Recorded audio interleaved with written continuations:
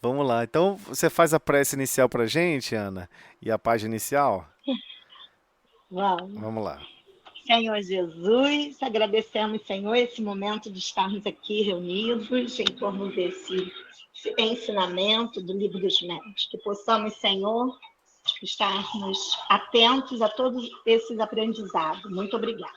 Senhor Jesus, com esta prece, agradecemos, Mestre, por todos os recursos, por todo o carinho e amor fraterno que envias por todos nós continuamente. Pedimos em especial por todos os lares aqui representados, por todos aqueles que não puderam participar, mas que igualmente possam receber as tuas vibrações de amor e carinho, a perceber que as suas vibrações de amor e carinho estão a os envolver continuamente, hoje e sempre. Obrigado, Mestre, que assim seja. Então, fica à Do vontade, vamos livro, para a página. tá, do livro Caminho, Verdade e Vida, Chico Xavier, pelo Espírito Emmanuel, Heresias. E até importa que haja entre vós heresias, para que os que são sinceros se manifestem entre vós. Está em Paulo, primeira epístola aos Coríntios, capítulo 11, versículo 19. Recebamos os hereges com simpatia. Falem livremente os materialistas. Ninguém se insurja contra os que duvidam que os descrentes possuam tribunais e vozes. Isso é justo. Paulo de Tarso escreveu este versículo sob profunda inspiração. Os que condenam os desesperados da sorte não ajuizam sobre o amor divino, com a necessária compreensão. Que se dizer do pai que amaldiçoa o filho por haver regressado à casa enfermo e sem esperança? Quem não consegue crer em Deus está doente. Nessa condição, a palavra dos desesperados é sincera, por partir de almas vazias, em gritos de socorro, por mais dissimulados que esses gritos pareçam, sob a capa brilhante dos conceitos filosóficos ou científicos do mundo. Ainda que os infelizes dessa ordem nos ataquem, seus esforços inúteis redundam a benefício de todos, possibilitando a seleção dos valores legítimos na obra iniciada. Quanto à suposta necessidade de ministrarmos fé aos negadores, esqueçamos a presunção de satisfazê-los, guardando conosco a certeza de que Deus tem muito a dar-lhes. Recebamos-los como irmãos e estejamos convictos de que o Pai fará o resto. Agora você comenta. Pode falar alguma coisa se quiser, fica à vontade. Ou, Vou deixar para você, ou então, porque você está muito herege hoje. então você pode me interromper. Você pode me interromper e comentar também, fica à vontade. Esse é um momento inusitado, né? Quando as pessoas vão observar e ler Paulo, já que, né, esse evangelho ele está disponível já há tanto tempo. Ué, como assim? Então diversas pessoas não concordavam então com Paulo? Não, é que na verdade cada versículo a gente tenta personalizar, né? Então, até hoje nós vivemos a religiosidade personalista, né? A gente não vive a religiosidade como Deus aguarda que vivamos, né? Porque se realmente se religar a Deus, você vai querer se religar ao que é mais importante na criação divina. O que é mais importante para Deus? Aí você vai querer se ligar e exercer o seu melhor naquilo que é mais importante para Deus. E aí a gente se surpreende, porque o mais importante para Deus é a criação humana. Não estou aqui menosprezando os animais, nem o reino vegetal, nem o reino mineral, nada disso. Mas o empenho que foi para criar almas, para criar mentes que pensam, para criar individualidades, esse empenho foi muito maior. É uma descrição bíblica bem antiga. Por que que eu sempre volto nesse ponto? Porque são aspectos fundamentais, são pilares. Se a gente não se basear nesses pilares, lá na frente a gente sempre tende a desviar um pouco os nossos sentimentos e as nossas percepções, né? Então, a palavra aqui, heresia, ela ficou popularizada em diversos grupamentos religiosos. Então, sempre vão existir pessoas que são contrárias a toda e qualquer manifestação religiosa, a toda e qualquer manifestação organizada por seres humanos. Vamos agora pontuar corretamente.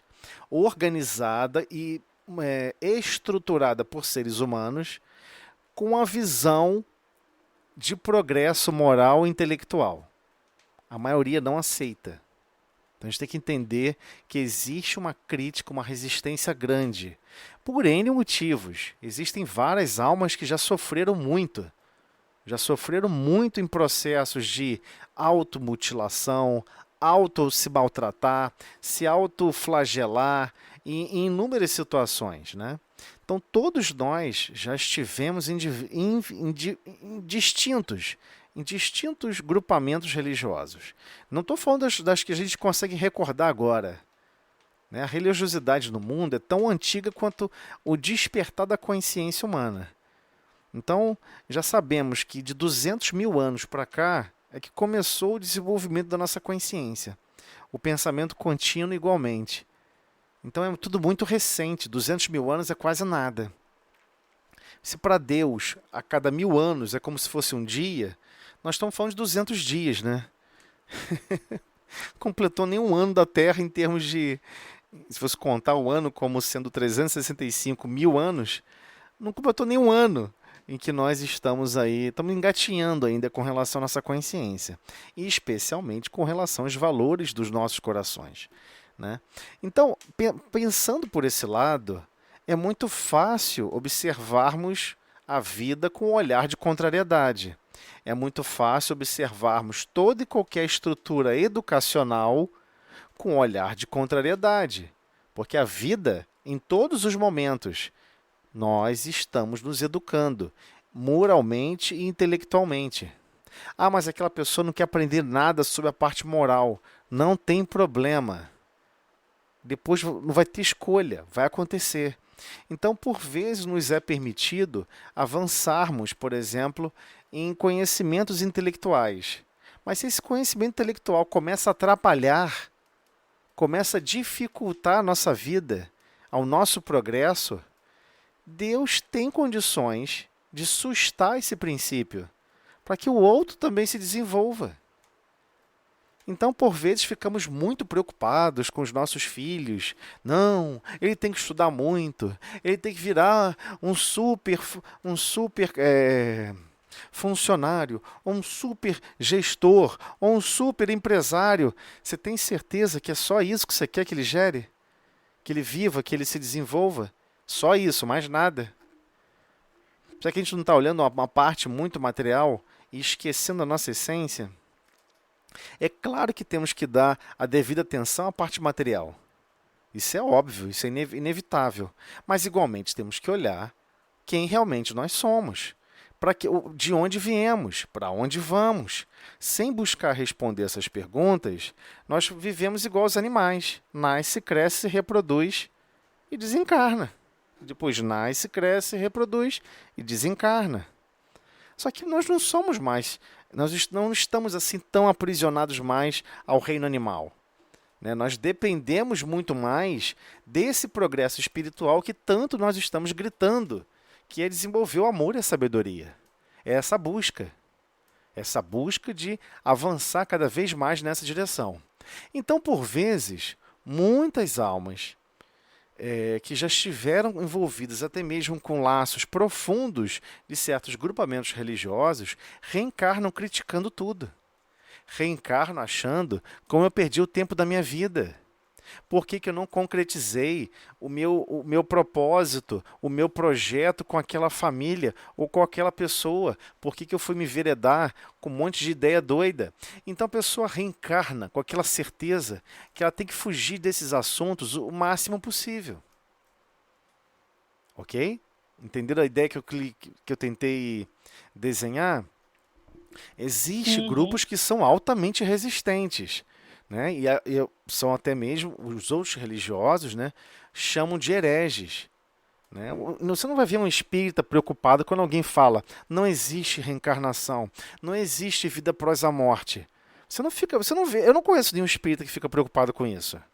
E todas as vezes que a pessoa me falou isso, eu falei, meu amigo, fica tranquilo. A única certeza que nós temos aqui na Terra, aquela que é absoluta, o seu corpo vai perecer. O meu corpo vai perecer. Não importa que tipo de lógica você vive, essa é a certeza absoluta. Ninguém pode duvidar disso. Ninguém fica aqui eternamente. Zero chance. Não tem como. Então, muitos querem perpetuar algumas experiências. Vocês vão observar diversos teóricos, filósofos, né, que tentam, acreditam que pela tecnologia, que pela ciência, vão conseguir desenvolver recursos para se manter na Terra sob certas condições de riqueza e de poder, para ficarem eternamente nessa condição.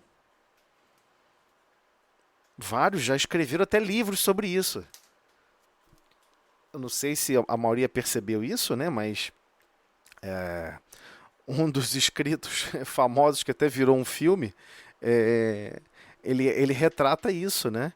Ele mostra no final do filme aquela pessoa evoluindo, evoluindo, evoluindo através da tecnologia e de repente se liberta e vira luz.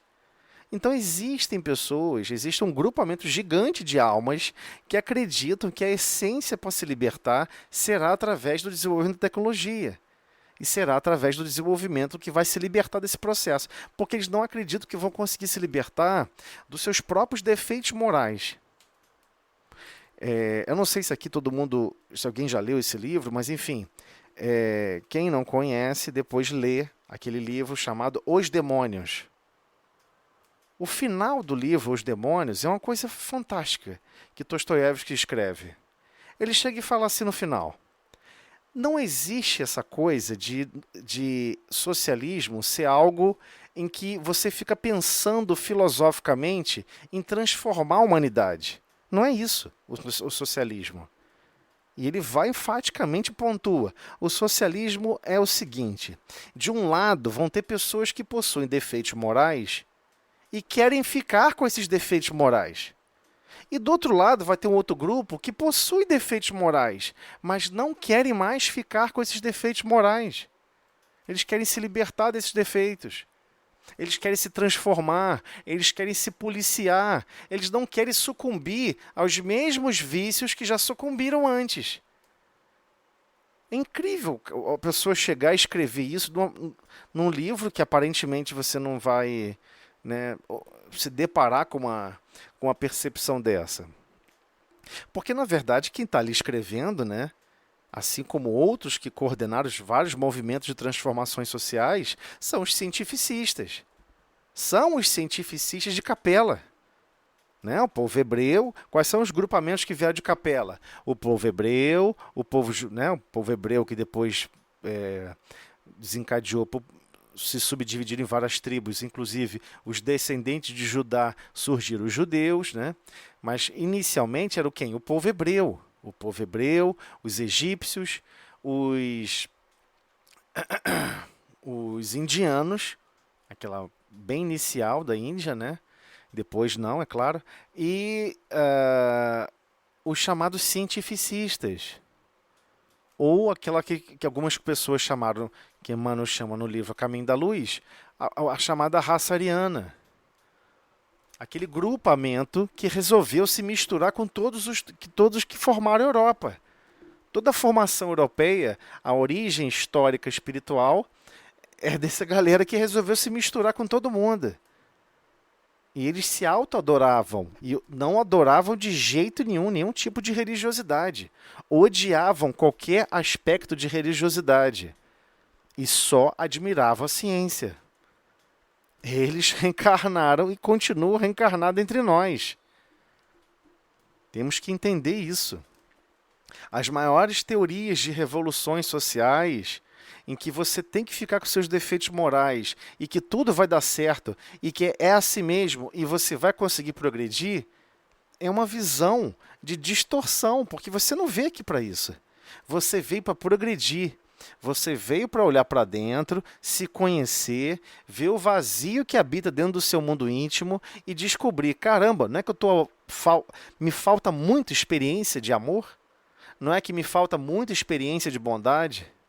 Não é que me falta muita experiência de tolerância? Nossa, como me falta experiência de perdão? Então, muitos não querem olhar para isso, mas não querem mesmo. A pessoa acha inconcebível, acha até surreal. Como assim você não quer buscar vingança? Como assim você não quer buscar fazer com que o outro sofra o que você sofreu? A pessoa ainda está presa nas leis de Talião. Olho por olho, dente por dente. Como é que você explica para alguém que olho por olho, dente por dente, vai deixar todo mundo cego e banguela?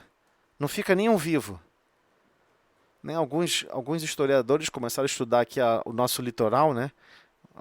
As pessoas que fazem escavações, né? De algumas universidades brasileiras, descobriram mais de 30 mil ossadas no nosso litoral. Então, o grupamento de índios que viviam aqui, com certeza não tinham 3 tribos, e eles se mataram até o final, não sobrou ninguém. Essas ossadas datam anterior a 1500, né? Ou seja, não podemos culpar europeu, né? O europeu não criou a ideia de matar em ninguém, ao contrário. Quem menos matava eram os europeus, por incrível que pareça, né? Todo mundo tem a visão romântica, não que isso. Índio é bondoso, índio não mata um ao outro. Isso é uma mentira danada, né? Alguém criou essa ideia doida, alucinada, e vende que o índio é puro, que não mata, que não rouba, que não gera desequilíbrio. É só você aumentar demais a população e começar a faltar comida. É só esperar. Quer testar a humanidade? Quer testar um grupamento? Coloca aquele grupo sob necessidades em que alguém vai ter que ficar com fome por alguns dias para que o outro coma. E vão ter que fazer esse revezamento para que todos possam comer. Aí você só espera. É um teste igualmente nesse sentido. Então, diversas almas passaram por históricos diversos, estiveram em contatos com outras civilizações. Quem esteve profundamente em contato com os cientificistas não aceitam nenhum tipo de religiosidade. Acreditaram profundamente que irão se transformar através do desenvolvimento do próprio ser humano e que o desenvolvimento do ser humano não tem nada a ver com Deus. Só que ele não percebe que ele está sendo patrocinado em relação a tudo à sua volta. O planeta não é nosso. Nosso corpo físico não é nosso. Eu não consigo gerar matéria. Eu não consigo produzir fluido cósmico universal. Para depois manipular e criar outro tipo de semimatéria. Para depois manipular ainda mais e criar outro tipo de matéria. Eu não consigo pegar leis divinas, perfeitas, harmônicas, e criar fenômenos naturais. Eu não consigo fazer isso. Eu consigo parar e observar e analisar e estudar e perceber que fenômenos naturais possuem um princípio, possuem leis naturais perfeitas. Você pode estudar sobre a teoria do átomo, você pode estudar como as moléculas se formam, você pode estudar sobre termodinâmica, termoquímica, termofísica, qualquer tipo de lógica que o mundo percebe sobre a natureza. De novo, são só registros de que existe algo complexo criado por alguém, manipulado por muitos, orquestrado por consciências extremamente sofisticadas e que está muito além da nossa capacidade de percepção. E quando a gente percebe algum desses farelos, nós achamos que o ato de perceber é que já nos brinda a capacidade de libertação. Isso não liberta a gente de nada. Só estamos observando algumas leis a mais naturais, que são leis divinas. Então, o cientista que não aceita nenhuma religião, que não concorda com nada de religiosidade e está estudando as leis naturais, ele está estudando sobre Deus, mas ele não sabe. Ele, inclusive, às vezes está trabalhando em nome de Deus e não sabe. Então nós temos que tomar esse cuidado de não sermos agressivos com as pessoas que reagem contra todo e qualquer tipo de religiosidade. Não há problema nenhum. E muitas pessoas falam assim, isso acontece muito em casa espírita, né? Eu vejo as pessoas falando sobre o movimento espírita, falando sobre o movimento religioso, como se o movimento religioso tivesse que inchar, inchar, inchar, crescer, crescer, crescer. O movimento espírita não funciona assim. Só quem não entendeu o movimento ainda não percebeu. Você não pega pessoas para elas se tornarem espíritas e você aprisionar elas. Você pega a pessoa para ela se tornar espírita e você arremessar ela para longe. Quem disse que você vai reencarnar de novo como espírita? Onde está escrito isso? Quem disse que sua consciência vai ter esse privilégio de novo? Que lhe foi ofertado nessa encarnação? Mas a questão é, se o seu coração foi tocado pelas verdades do Cristo, por esse Consolador prometido, você será capaz de consolar cada vez mais. É esse o princípio. Então, é lógico que seremos arremessados em atividades distintas. É lógico que seremos arremessados em países distintos. É lógico que seremos chamados a trabalhar e operar a nossa consciência em condições adversas. Isso vai ser óbvio. Então é claro que nós temos que ter total carinho com o próximo que está vivendo a maior seca e vivendo o maior clima de deserto que pode existir. A pessoa não se sente amada por Deus, porque a pessoa nem sequer acredita em Deus. Se ela não acredita em Deus, existe um problema grave. Ela acha que ela é fruto do acaso, que um conjunto de moléculas, um conjunto de átomos, se misturaram com princípios de lama, e com esses princípios de lama formaram aminoácidos. Esses aminoácidos foram evoluindo, evoluindo, evoluindo, criaram organismos sofisticados, que esses organismos sofisticados automaticamente se multiplicam. Como se fosse amebas, bactérias, micro-organismos, que todo mundo acredita que se multiplicam automaticamente porque eles querem. Nada funciona no planeta sem que tenha alguém fornecendo energia. Não existe alguma coisa se mexer no planeta, se deslocar sem consumo de energia. Não existe isso. Multiplicação celular. A energia está vindo de algum lugar. Isso não é de graça. Nada é de graça. Nada surge por simplesmente... tem uma energia, uma matéria escura aí, sabe, que está empurrando as galáxias e afastando uma da outra. Né? Não sei se vocês sabem disso, né? Mas quem gosta de astronomia sabe que a maioria dos objetos que vocês estão vendo brilhantes no céu são estrelas, outras estrelas, né? Outros sóis, outras galáxias. Aí você pode se perguntar, então por que a noite não é toda iluminada? Uma pergunta justa. Alguém pode falar assim, porque a fonte está muito longe. Mas ela está muito longe, só que não tem nada no caminho para frear a luz, né? Não tem absolutamente nada no caminho para frear aquela luz. Se você está vendo uma constelação, você está vendo uma estrela distante, não tem nada no caminho. Então por que não está iluminando profundamente o céu noturno? É uma pergunta justa, gente. Você já parou para pensar sobre isso? Eu sei que vocês não gostam de pensar sobre coisas extremamente aterrorizantes. Eu adoro. Pera e pensa só. Por que os sóis dos outros sistemas solares não estão iluminando aqui a Terra? Não é uma dúvida sensata para você pensar. É simples e, ao mesmo tempo, extremamente complexa. O universo está se expandindo a uma velocidade maior ou próximo da velocidade da luz. E está acelerando. Aquela luz que antes conseguia viajar com uma certa velocidade, ela está se afastando também porque o tecido do espaço-tempo está se alargando. É impressionante. É a única justificativa que existe até hoje para explicar por que o nosso céu não é claro à noite, já que tem tantos sóis iluminando o céu. Aí vocês devem estar perguntando assim, mas por que você está falando sobre isso? O que isso tem a ver com heresia? O que essa ideia de sóis se afastando tem a ver com heresia? Você não diz que à noite, mesmo com a presença de um monte de fontes de luz, você tem a experiência viva de pessoas que se sentem no escuro, andando à noite com o céu estrelado. A pessoa se sente no escuro, mesmo sabendo que olhando para o céu está cheio de estrelas poderosíssimas, iluminando o céu noturno. Assim somos nós quando a gente não acredita em Deus. Você está caminhando em algum lugar sem perceber as infinidades, as infinitas maravilhas que são ofertadas continuamente, não só para a nossa humanidade, mas para todo o universo. Para todo o universo, visível e não visível.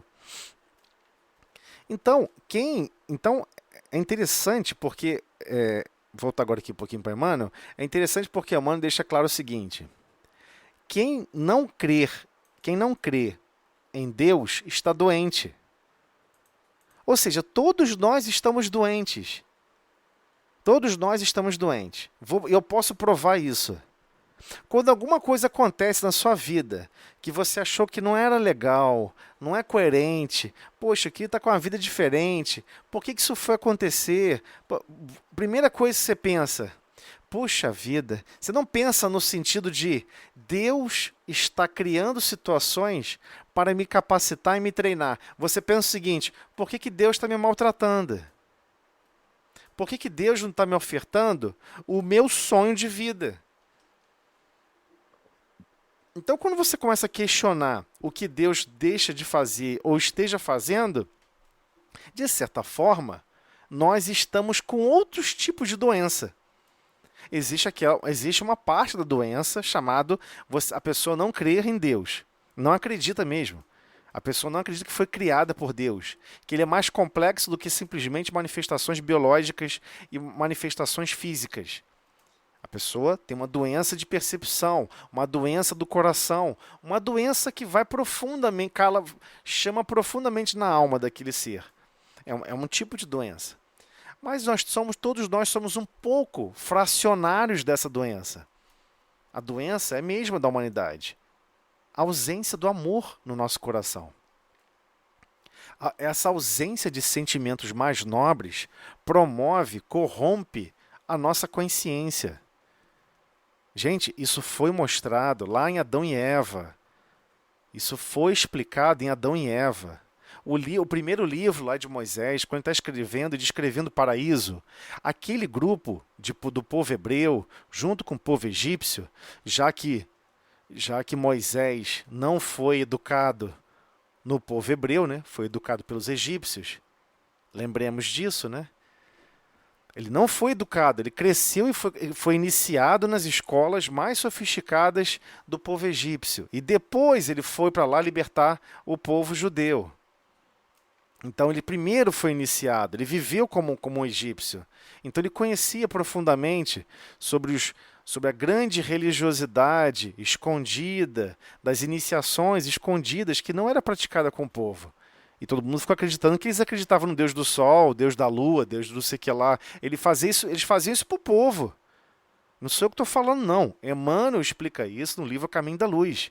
Que os egípcios criaram esses templos para o povo, para ocupar o povo. Porque o povo não ia ter condições de entender a forma como eles percebiam a grandeza divina. Eles não iam compreender. Nós hoje não vamos conseguir compreender o grau sofisticado que eles viviam de religiosidade. Então, retomando a linha do pensamento, Emmanuel deixa claro sobre esses aspectos distorcidos. Aí existe um aspecto altamente distorcido que habita em nós, que Moisés declarou isso bem direitinho quando ele explica a queda do paraíso. Quando ele vai dar aquela ideia da queda do paraíso. Quando ele fala sobre Adão e Eva. Só que toda aquela figura, aquele desenho de figura, até o próprio paraíso, é a sua consciência.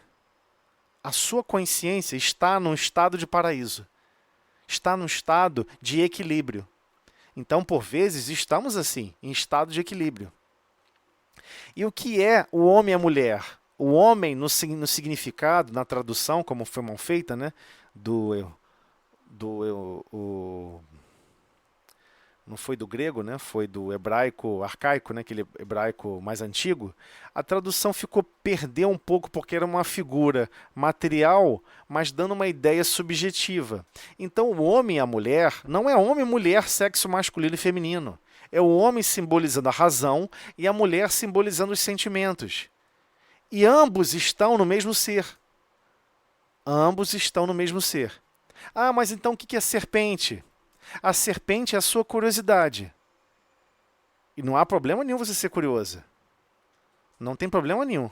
O problema é quando você é curioso e você sabe que essa curiosidade você já sabia que era errado. Por exemplo, eu sei que criar uma regra para usurpar o dinheiro de alguém, destruir a família de alguém, tomar a esposa de alguém, assassinar os filhos de alguém é errado. Se você vai lá e faz propositalmente visando obter lucros e vantagens com aquele grupamento, você hoje já não percebe que isso era errado. Então, é como se Deus já tivesse te avisado em inúmeras experiências. Você não precisa comer dessa árvore. Você não precisa se alimentar desses pensamentos. Você não precisa alimentar a sua vida dessas práticas. É isso que estava sendo falado naquela época. E eles vieram profundamente preocupados com isso. Eu não quero mais me alimentar de hábitos e me alimentar de atividades que são contrárias aos meus objetivos, aos meus reais objetivos.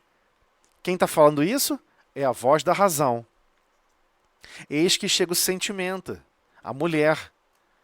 E o sentimento pega e fala: vai, prova um pouquinho. Vai, não é tão ruim assim. Ou seja, dependendo dos sentimentos. Não é a mulher em si, não, tá, gente? É o campo dos sentimentos. Os nossos sentimentos nos enganam. Então, por exemplo, você tem um sentimento que você quer se sentir seguro financeiramente. Eu só vou me sentir seguro financeiramente quando eu tiver 680 mil reais na conta. Quando tiver 680 mil reais na poupança, eu vou me sentir seguro financeiramente. Que tipo de loucura sua consciência está automaticamente buscando para alcançar 680 mil reais de crédito positivo na sua poupança? Que tipo de loucura você vai topar para chegar nesse ponto? Porque você acredita que quando você chegar nesse ponto, está tudo resolvido. Você tem esse sentimento. Vou me sentir bem quando chegar em 680 mil. E vamos supor que você consiga. Você conseguiu, foi tudo direitinho, foi até de forma honesta, você nem prejudicou ninguém. Mas aí quando chega lá, você fica desesperada porque começa a chamar a atenção das pessoas. Vários ladrões querem te roubar porque você não gosta de dividir nada com ninguém.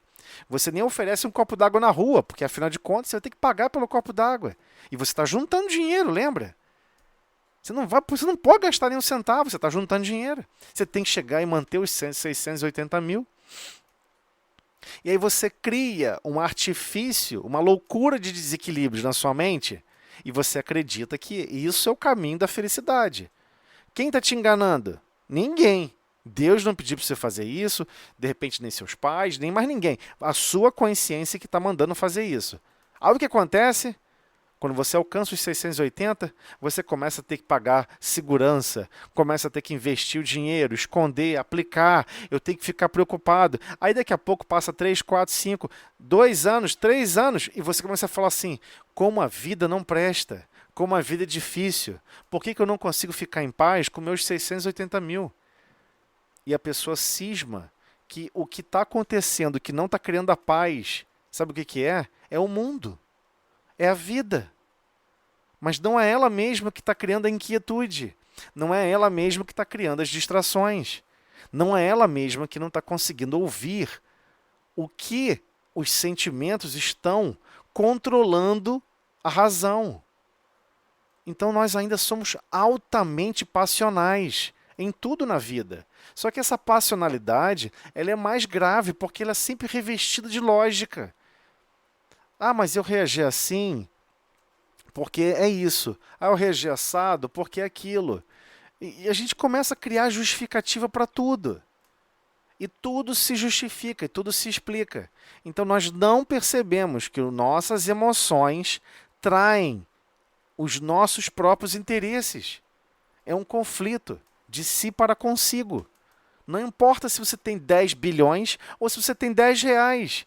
Tem pessoas com 10 reais na mão que estão em sofrimento. E tem pessoas com 10 bilhões que também estão em sofrimento. Então não é ligado à posse. E também não é ligado à capacidade de pensar. Mas é explicitamente a capacidade de compreender o que você veio fazer aqui na Terra. O que você está fazendo aqui? O que você veio fazer aqui na Terra? Então, da mesma forma que aqueles que são chamados de hereges estão vivendo esse conflito, nós também estamos vivendo o mesmo conflito. Saber qual é o mapa do caminho não faz modificar você ter que caminhar pelo mesmo chão pedregoso. O que para mim é a religiosidade nesse sentido? Todo mundo vai ter que escalar o Everest. É esse o raciocínio que eu tenho. Todo mundo vai ter que escalar o Everest. Aí você começa a chegar. Quem já viu um pouquinho sobre o Everest, passou o acampamento base 1, você vai chegar numa certa posição que é a chamada cascatas, né? Tem várias rochas gigantes com várias fendas. O maior dos acidentes acontece ali, a pessoa nem chega no acampamento base mais acima. É extremamente complexo passar, você tem que passar por escadas de alumínio, aquela coisa doida, uma preocupação danada. Não importa quem você é, qual é o seu nome, qual é o seu título, você vai ter que subir passo a passo, até chegar no pico. E não interessa que você tenha um mapa na mão de como chegar lá. Você vai ter que fazer o mesmo caminho que todo mundo. Você pode até buscar outros caminhos mais difíceis. Você é livre para escolher. Mas com certeza existe um caminho que ele é mais seguro, que tem menos chance de erro, que tem maior chance de acerto. Isso é que a religiosidade vai te promover. A você ser capaz de conhecer o caminho que você tem que trilhar. Mas você vai ter que trilhar, quer você conheça ou não. A maioria acreditava antigamente, foi vendido isso literalmente vendido, durante séculos. Se você está ligada à atividade religiosa, você está salva. Salvou. Você não vai ter mais dificuldade, você não vai ter mais desafios para superar. Você só tem que fazer o seu dia a dia e acabou. Toca o barco no automático. Entendeu? Você está com o fechamento com Cristo. Vai dar tudo certo. Não existe isso. Isso foi uma mentira que contaram durante séculos. E o Espiritismo não conta isso. Mas nem de perto. Mas nem de perto. O Espiritismo deixa claro. A dificuldade é gigantesca. E ela é para todos. Sem exceção. Quando Allan Kardec deixou nos seus escritos o trabalho que ele estava fazendo, ele chegou a escrever cartas reclamando para os espíritos. Vocês não estão vendo a necessidade que eu estou passando? Eu parei a minha vida, eu parei até de trabalhar para me dedicar exclusivamente à divulgação e alcançar os meios necessários para estruturar o espiritismo. Vocês não estão vendo a minha dificuldade? Ele escreveu cartas sobre isso e ele ficou doente, estava já urinando sangue, estava todo estrupiado, tinha problema no coração. A esposa dele que teve que passar a trabalhar para sustentar a casa, porque ele não estava dando conta. Isso ninguém conta. Ninguém conta. Todo mundo fica achando que o trabalho dele, foi facinho. Você não vai ver outra alma querendo fazer o mesmo tipo de tarefa, o mesmo tipo de desenvolvimento e de doação para uma causa. Eis que vem a resposta dos espíritos. Você pode abandonar. Você pode largar essa tarefa. A gente acha outra pessoa para completar, não precisa ser você, não. Mandaram a real para ele. E alguém pode falar assim, poxa, cadê o carinho com Kardec? Que isso? Foi tão maldoso com Kardec? Não, não foi maldoso. É porque a pessoa começa a querer migrar para essas doenças da alma, de achar que tem alguma coisa separado para ela. Estou fazendo um trabalho divino, eu tenho méritos divinos. Não, você não tem mérito nenhum. Você não tem mérito ainda nenhum. Você tem muita coisa para se desenvolver ainda. Você está fazendo um trabalho minúsculo que, por enquanto, para você é gigantesco. Vai passar alguns milhares de anos, você vai olhar para trás e falar assim, caramba, como eu era fraco. Caramba, como eu desistia fácil. Caramba, como eu não era persistente. Caramba, como de certa forma eu pensava nos outros, mas também pensando profundamente em mim mesmo. Assim somos nós hoje. Nós não podemos tampar o sol com a peneira. E talvez grande parte dos hereges padeçam da mesma doença que nós padecemos. Nós acreditamos em Deus, mas não falamos, graças a Deus, que fulano desencarnou. As pessoas só falam graças a Deus quando a pessoa fica boa. Ah lá, fulano ficou bom, graças a Deus. Fulano desencarnou. Não foi graças a Deus. Já perceberam isso? Eu às vezes fico pegando no pé das pessoas que falam isso perto de mim. Puxa vida, tal coisa aconteceu. A pessoa fala, graças a Deus. Aí eu falo assim pra pessoa, sempre fala. Eu tenho, claro, com quem eu tenho intimidade, né? Com quem eu não tenho intimidade, eu não fico falando isso que a pessoa fica chateada. Mas eu gosto de falar pra pessoa, pra testar a pessoa, em termos de consciência. Você sabe que. Eu falo assim, você sabe que quando aconteceu o contrário, por exemplo, a pessoa estava andando na rua, aí viu um carro passar de raspão, quase pegou o motociclista. Aí a pessoa fala, graças a Deus, o carro não pegou aquele motociclista. Aí depois você vai passar na rua, vai ver um cara depois tirado no chão. Mas você vai falar graças a Deus, não? Não vai falar graças a Deus, não? Então, graças a Deus é só quando dá certo. Quando você acha que está dando errado, não é graças a Deus. Por que eu estou falando isso? Porque a nossa consciência está prisioneira a uma série de princípios que vivem de 3 mil anos para cá. E a gente não percebe. Tudo pertence a Deus. Todos os recursos pertencem a Deus. Se nós agimos de formas inadvertidas e maltratamos o corpo físico e nos perdemos em algumas experiências, tudo é graças a Deus que você está tendo a oportunidade da experiência. Tudo pertence a Deus. A corpo físico, as capacidades de poder fabricar uma moto, poder fabricar um carro. Você não fabrica minério de ferro. Você não fala, mas eu processei o minério de ferro, criei separações e fabriquei o aço. Sim, mas o minério de ferro não. A matéria-prima não. A capacidade de gerar calor, não. A capacidade de criar equipamentos também não são nossas exatamente. Vem de outras civilizações que ajudaram a alavancar essa civilização aqui. Então, a tudo devemos a Deus. Então, tudo nos é fornecido continuamente. Mas aquela pessoa tem que acreditar em Deus. Então, de certa forma, a maioria das pessoas que estão, de certa forma, questionando, brigando com quem as pessoas chamam de hereges, é porque você só vai se sentir bem se todos estiverem do seu lado, comungando do mesmo pensamento. Isso é um absurdo. A gente não pode querer, eu só vou me sentir bem se todos concordarem comigo. Ou então você tem dúvida, né? Porque se você tivesse certeza, você não estaria preocupado se a pessoa acredita ou não. Alguém chega para você e fala assim, não existe lei da gravidade. Mas você não se fica preocupado quando alguém fala isso para você. Você sabe que existe, está tudo sendo atraído para o centro da Terra. Você não tem como fugir disso. Nem foguete foge disso. Se um foguete subir exatamente em linha reta para cima, reto, ele não sai do planeta Terra. Ele cai de volta reto. Não tem como fugir de escapar da gravidade se não for tangencialmente. A questão de cálculo matemático e físico. Você não tem como fugir em linha reta. A gravidade é muito intensa. Não existe balanço equivalente para combustível, nem sólido, para queimar. Então a gente tem que começar a compreender quais são os presídios que nós criamos para a nossa consciência. Por que a gente acredita que o outro que é herege, ele não está doente? Ele está chateado.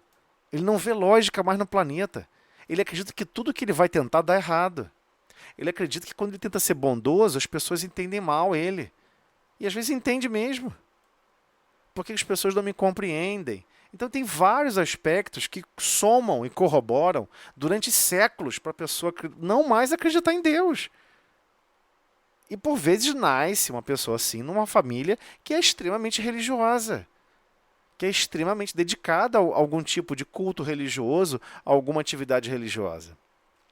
Então nós temos que entender e ter o máximo de carinho por ele, por essas pessoas. Porque o que, na verdade, afastou, o que mais afasta a criatura da ideia de Deus, ele achar que a principal criação divina não é capaz de amar. e não está amando. Só que todos nós aqui estamos matriculados na mesma escola. Ele percebe que ninguém consegue amar direito. Então ele desiste, porque ele também não consegue. Então é melhor viver em negação do que tentar. Várias pessoas fazem isso o tempo todo. Pô, vamos subir nesse muro? Ah, não, muito alta. Eu não vou conseguir, isso vai ser muito difícil. Porque você não está sentindo necessidade de subir no muro. Por que eu vou subir no muro? Eu não estou sentindo necessidade. O mesmo é com relação à ligação que você tem com Deus. Embora você nunca esteve vivendo fora de Deus. Não existe viver fora de Deus. Ah, então quer dizer então que essa pessoa que é ateu, ele se afastou. A maioria das vezes que a pessoa é ateu não tem a ver com Deus em si, mas com a manifestação dos homens, ou seja, dos seres humanos, com relação a Deus. Esse é o grande discurso, é a grande confusão que é feita. Deus não tem nada a ver com a nossa percepção divina. A forma como eu enxergo Deus, ela é deficiente. É óbvio que é. Ela vai evoluir ainda muito mais.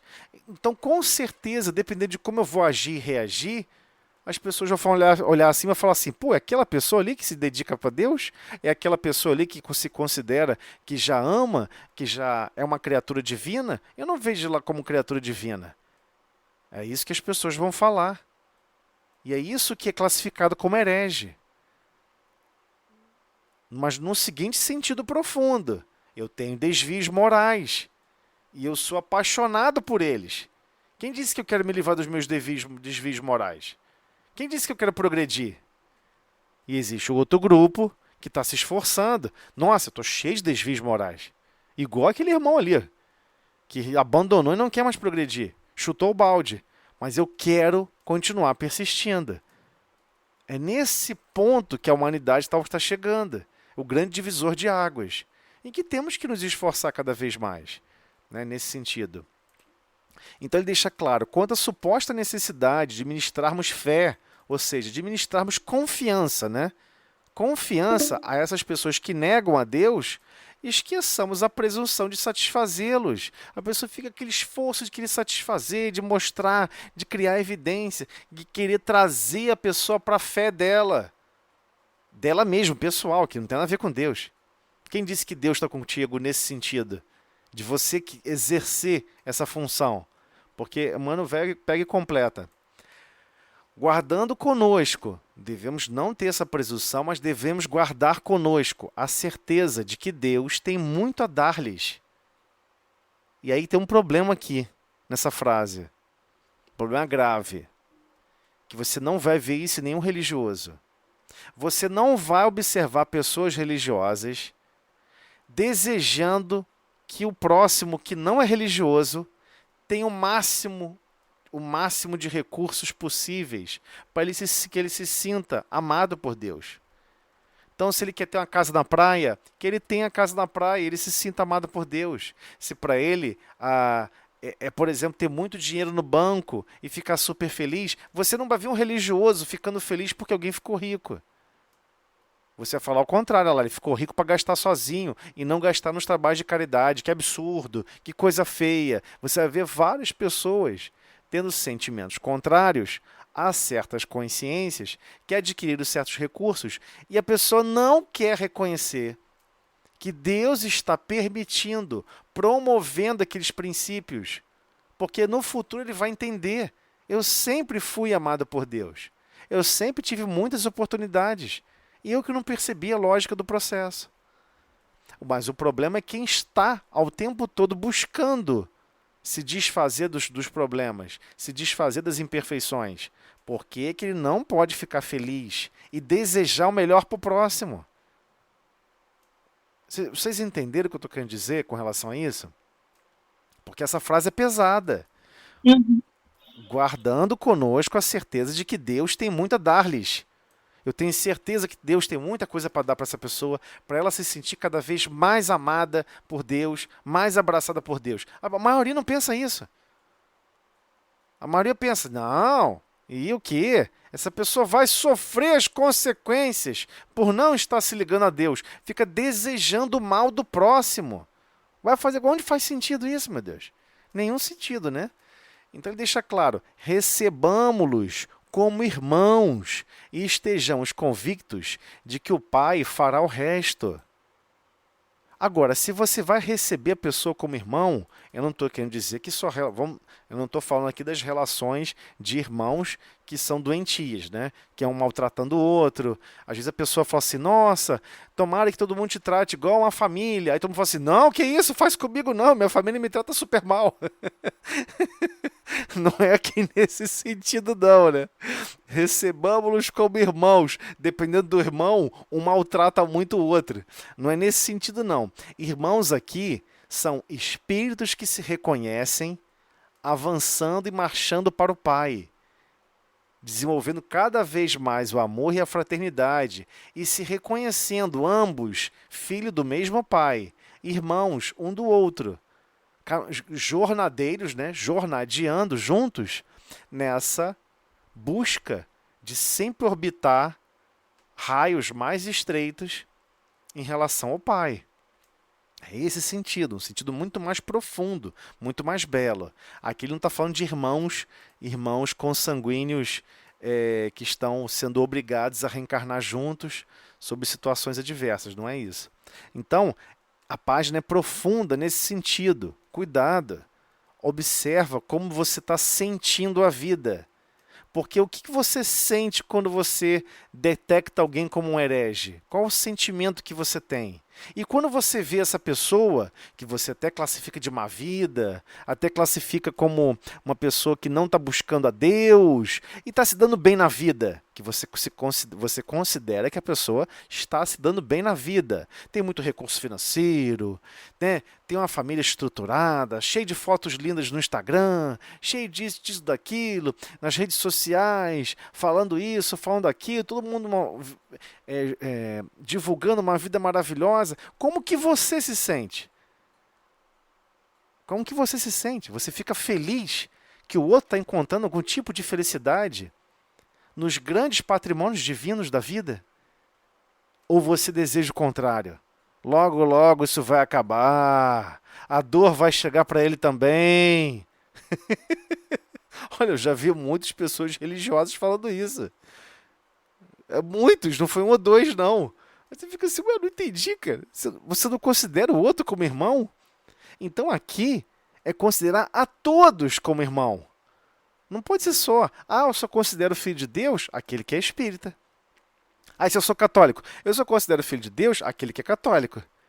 Às vezes fica até um pouquinho infeliz, sabe, que o outro católico deu certo, teve vitórias materiais, mas no fundo tem um dedinho de inveja, ou seja, ficou triste com a alegria do outro. Aqui, o gargalo maior é isso, é você fazer justamente o inverso, você ficar feliz com a felicidade do outro. Você é capaz de ser feliz com a felicidade do outro? Porque senão, você não vai querer ver Deus servindo a esse outro irmão. Você vai ser igualzinho à parábola do filho pródigo, onde o filho que sempre esteve ao lado do pai vai questionar o pai. Mas pai, que é isso? Eu sempre estive ao seu lado. Você nunca matou um bode, um carneiro, nunca fez uma churrascada, dia nenhum para mim. E aí o meu irmão vem afastado do pai, vem de longe, gastou um monte de recursos divinos, destruiu um monte de possibilidades e você se alegra por ele? Tem uma página, se não me engano está no livro Fonte Viva falando sobre isso. Sobre o outro irmão do filho pródigo, da parábola. Porque aquela parábola foi para espetar Pedro. Né? Vocês lembram o contexto, né, do filho pródigo. Aquela parábola foi para espetar Pedro. Porque Pedro ficou revoltado no início, quando Jesus chamou Mateus, que na época não se chamava Mateus, né? Era Levi, cobrador de impostos, para Levi acompanhá-lo. Inclusive ele disse, Levi, essa noite jantarei na sua casa. Naquela época, aquelas pessoas que eram consideradas de má vida, aquelas pessoas que eram consideradas hereges, que não viviam a lógica divina, você não podia andar com elas, você não podia estar no mesmo espaço físico com elas. E seria proibido, religiosamente, a lei judaica, proibia você frequentar a casa de um herege. Você estaria desonrando e contaminando o seu lar automaticamente. Eram leis duras, de convívio social alucinada.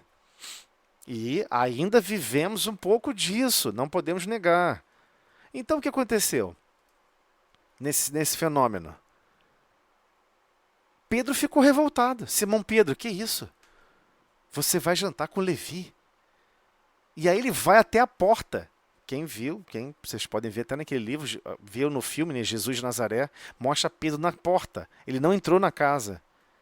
Jesus foi lá, sentou-se.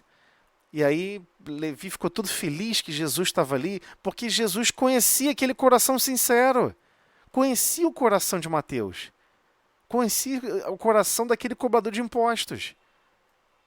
Eis que Simão Pedro na porta não entrou. Não entrou. E Jesus contou a história para todos, inclusive olhando para Pedro. E ele estava deixando claramente que aquele irmão estava afastado da casa do pai, mas ele quer retornar, ele quer fazer parte da casa do pai.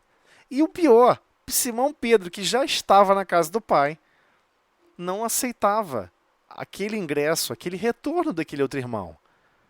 Então, é muito nesse sentido. Temos que ter cuidado profundo. Quais são os sentimentos que nós estamos manifestando, né?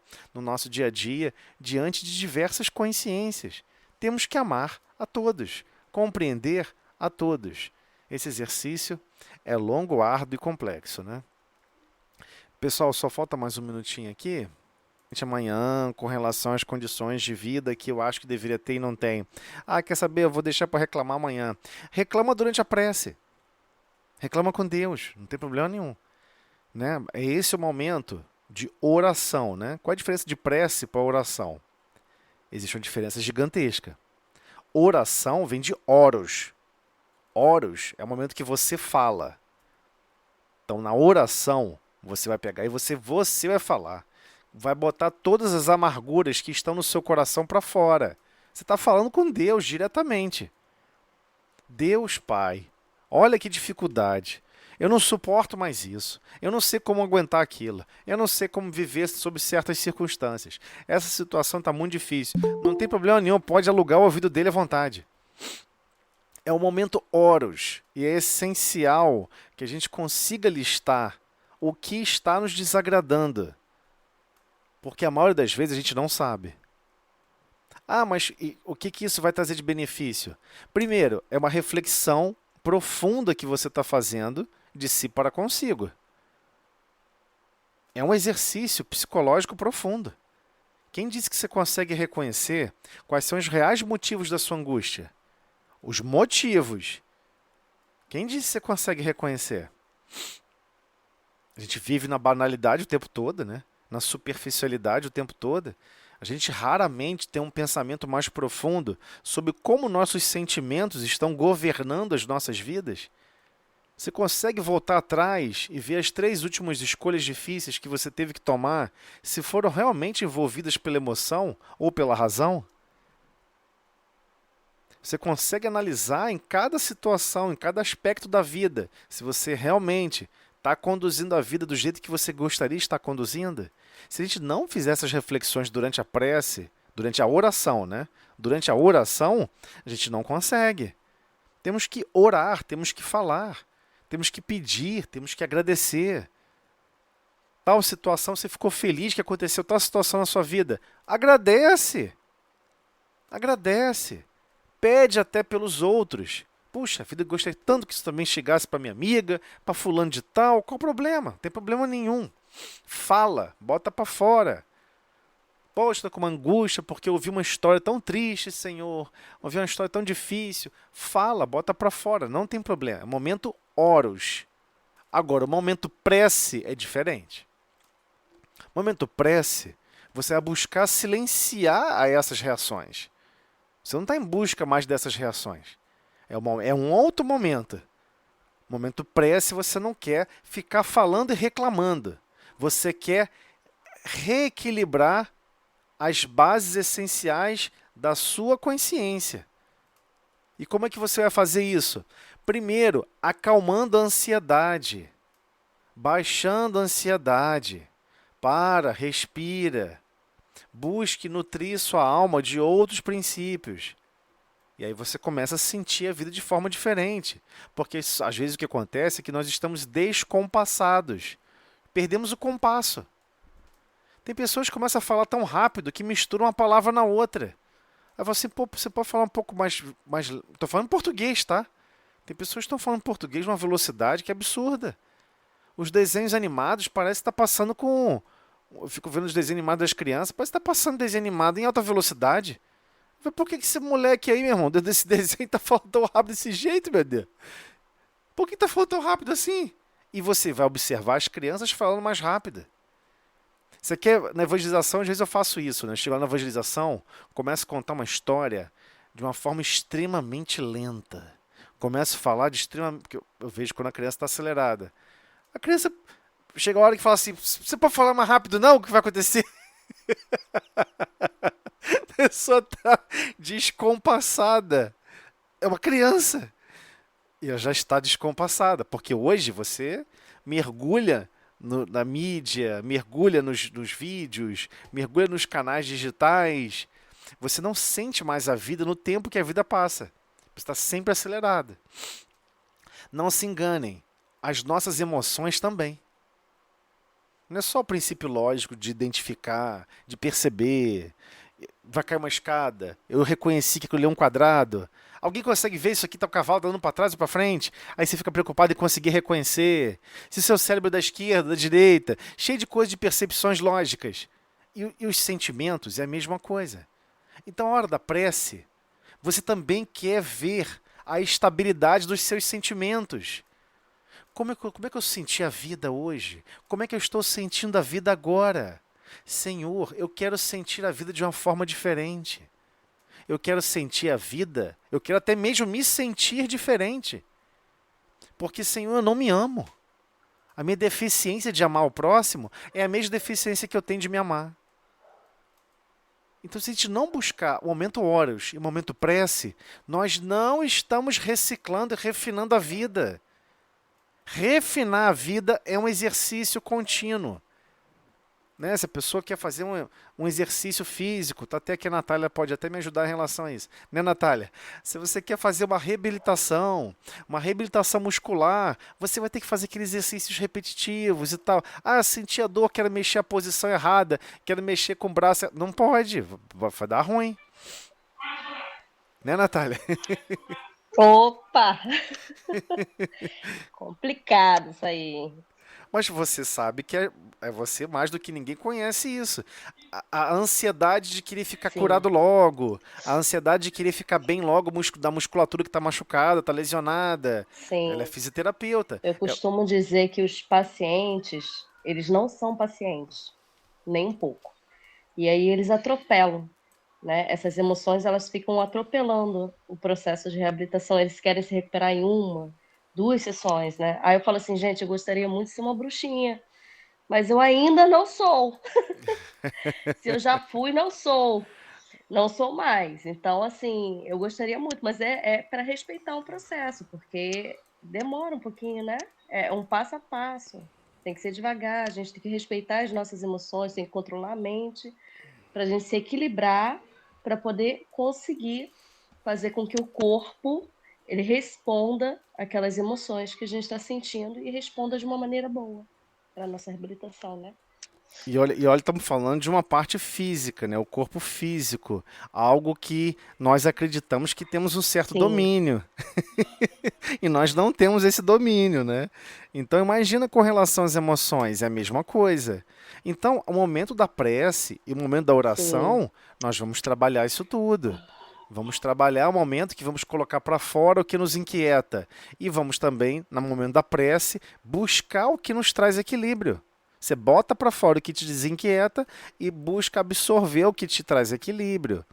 Ah, mas eu posso então botar uma musiquinha calminha antes de dormir, para fazer uma prece, e aí para eu mentalizar, absorver, me imaginar numa cachoeira, numa natureza, ouvir o canto dos pássaros e querer desejar absorver um pouco das energias do planeta. Você já absorve o tempo todo, continuamente.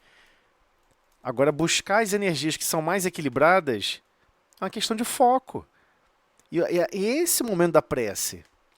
Então, o momento da prece não é repetir palavras, só repetir palavras vazias. Você está buscando realmente aurir, direcionar o espelho da consciência a refletir luz divina. E é claro que você também quer refletir essa luz divina para dentro do seu mundo íntimo, para reestruturar o seu mundo íntimo. Porque às vezes a pessoa passou por um momento de dificuldade, ficou zangada com alguém, ficou chateada. A pessoa sabe que passou por um desequilíbrio. Nós sabemos quando passamos por um desequilíbrio. É o momento da prece, de buscar se reestruturar, se reequilibrar, porque o sol vai tá a pino algumas horas depois. O tempo não para, né? Os dias prosseguirão, né? Então vamos lá, gente, só para a gente dar uma palhinha agora aqui no Livro dos Médiuns. Fica esse pessoal falando igual um doido aí. Desculpa aí, gente, mas por que eu tenho insistido tanto nessas páginas de Emmanuel e considero até que é uma preparação importantíssima para o Livro dos Médiuns?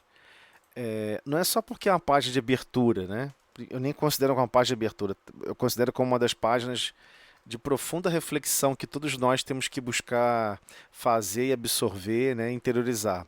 Por que eu estou falando sobre isso? Se você tiver uma mesa mediúnica e chega alguém totalmente materialista, não acreditando em nada, não acreditando em Deus, e você vai ficar com aquele pensamento, que absurdo.